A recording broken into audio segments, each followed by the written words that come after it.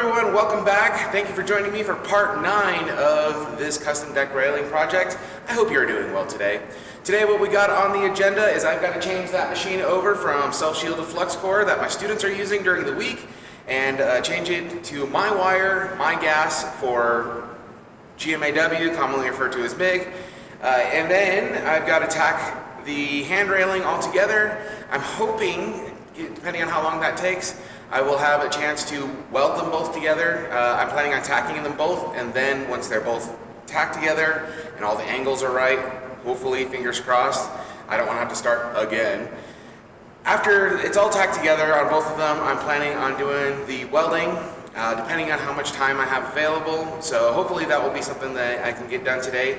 And then once I'm done, I have to change the machine back to the school's electrode wire or flux wire and put my stuff away, get it cleaned up, make sure that nothing that I'm doing on the weekend disrupts my students during the week. So anyways, if you're new, what I'm doing is I'm making a custom deck railing for my mother-in-law. I teach welding at Page High School in Page, Arizona, and I really enjoy what I do. And I want to make sure that I keep up my skills. And obviously, if you've seen any of the other videos, I admit that there are some times whenever I need to go back and revisit my skill set. So that's what happens whenever you don't use something. It gets rusty, you lose it, and you forget things, and you don't realize that you forgot things, and things take a little longer than you expected. Anyways, I hope everything goes smoothly today. I want to get as much done as possible. Once again, thank you so much for joining me. And without any further ado, let's go ahead and get to work.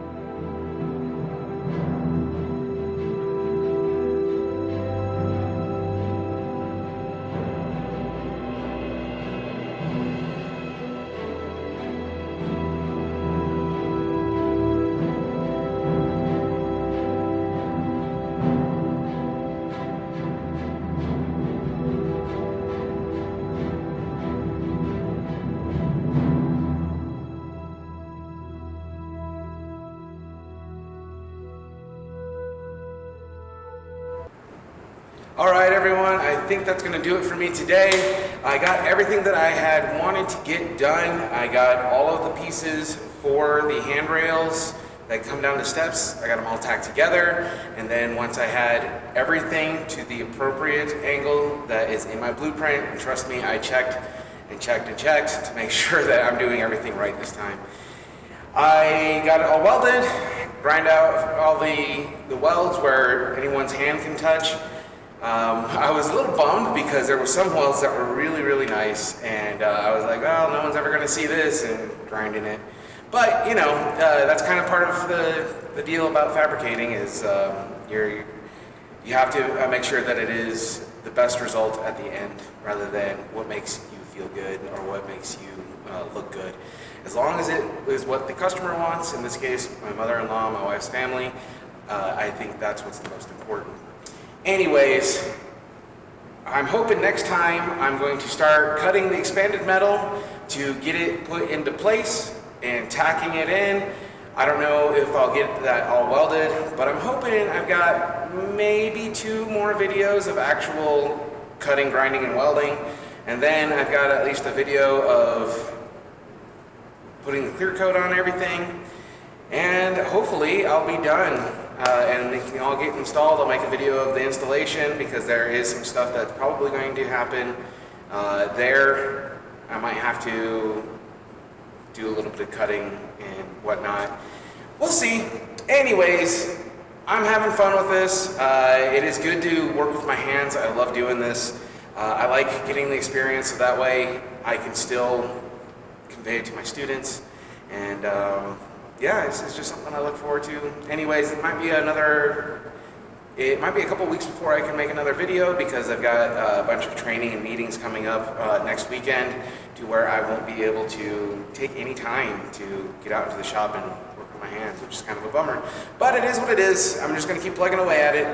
As for right now, I'm going to do my typical cleanup montage. As you can see, my table is a little on the messy side, so I need to make sure I get that taken care of, sweep up the floor, and change the wire back to the self-shielded flex core for my students. I don't know if you can see in the video at all, but there's more than just changing the wire. You've got to change the drive rollers and the contact tip and all of that stuff. Anyways, not a big deal. Again, it's all stuff that I like doing. But as always, if you have any questions, please feel free to drop them in the comments. Hit that like button. It means a lot to me personally. It makes me feel good. Gets that little rush of endorphins. And yeah, I'm hoping to keep working on this. I'll see you guys next time. But until then, make sure you tie in your welds and wrap your corners. I'll see you next time.